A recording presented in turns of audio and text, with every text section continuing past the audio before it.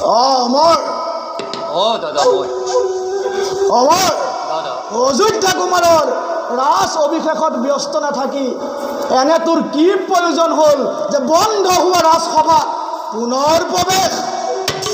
প্ৰয়োজন অতি গুৰুতৰ দাদা। অভিষেকৰ আয়োজন হোৱাৰ পৰা দেখো কিয় তোমাৰ মই চিন্তান্বিত আৰু ক্ৰোধান্বিত মন। অমৰ কিয় তুমি এনে ভাৱ কৰিছা পোষণ? অমৰ দাদা তই প্ৰতিবাদ কৰিব পাৰিবি? দাদা তই প্ৰতিহিংসা পূৰণ কৰিব পাৰিবি? দাদা তই পাৰিবি? দাদা পাৰিম দাদা, কিন্তু প্ৰতিবাদ বিদ্ৰোহ প্ৰতিহিংসা কাৰ বাবে মই একো বুজিব পৰা নাই। বুজিবি অমৰ, সকলো বুজিবি। ৰাজ সিংহাসন লাভ কৰি পুত্ৰদ্বয়ৰ যেতিয়া আঙুলিৰ উঠা বহা কৰিব লাগিব তেতিয়া বুজিবি মই কি প্ৰতিবাদৰ কথা কৈছো, দাদা মই কি প্ৰতিহিংসাৰ কথা কৈছো।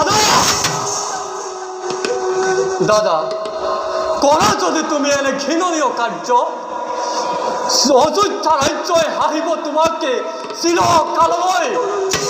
নহয় নহয় দাদা, ন্যায় পৰায়ণ ৰজা তীক্ষ্ণ কোবৰ দয়ালু পুৰুষ। দয়ালু বৃদ্ধ পিতৃ মাতৃক হত্যা কৰি সিংহাসন লাভ কৰাটো কেনে ধৰণৰ দয়ালু আমাৰ? সেইহেতু যোগ্যতাৰ দাবীতে মই প্ৰতিবাদ কৰিম, নহ'লে কিন্তু মই বিদ্ৰোহ কৰিবলৈ বাধ্য হ'ম। নহয় নহয় দাদা, তুমি এনে ঘৃণনীয় কাৰ্য নকৰিবা। তেন্তে কি তই মোৰ কাৰ্যত সহায় নকৰ? ক্ষমা কৰিবা দাদা, ন্যায় ধৰ্ম পালন নকৰি তোমাৰ অন্যায় আদৰ্শ পালন কৰিবলৈ তব ভাতৃ অসমৰ্থ। তেন্তে সেয়ে হ'ব অবৈধ ভাতৃৰ তত্ত্ব শনিতেৰে তৃপ্ত কৰিম মই মৃত পিতৃৰ প্ৰেতাত্মা। দেখক জগতে ৰাজ ভক্ত অমৰ সিংহ আৰু ৰাজক তুহি সমৰ সিংহৰ মাজৰ সম্বন্ধ কি?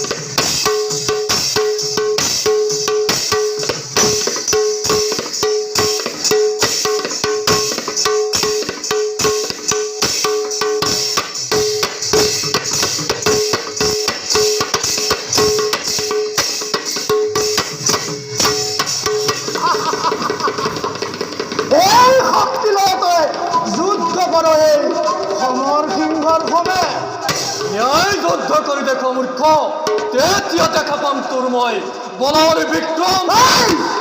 ইচ্ছা কৰিলে মই তোক এই মুহূৰ্ততে হত্যা কৰিব পাৰো, কিন্তু কনিষ্ঠ ভাতৃ বুলি হত্যা নকৰো। যা যা আঁতৰি যা মোৰ সন্মুখৰ পৰা। যাম দাদা, যদি প্ৰয়োজন হয় গুচি যাম মই তোৰ দূৰণি।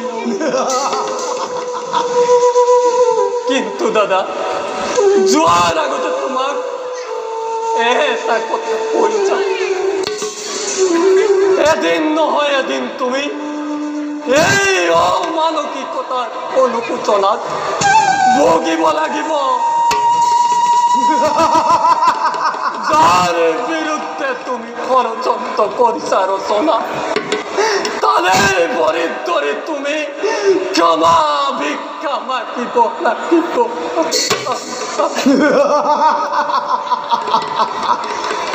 অভিশাপ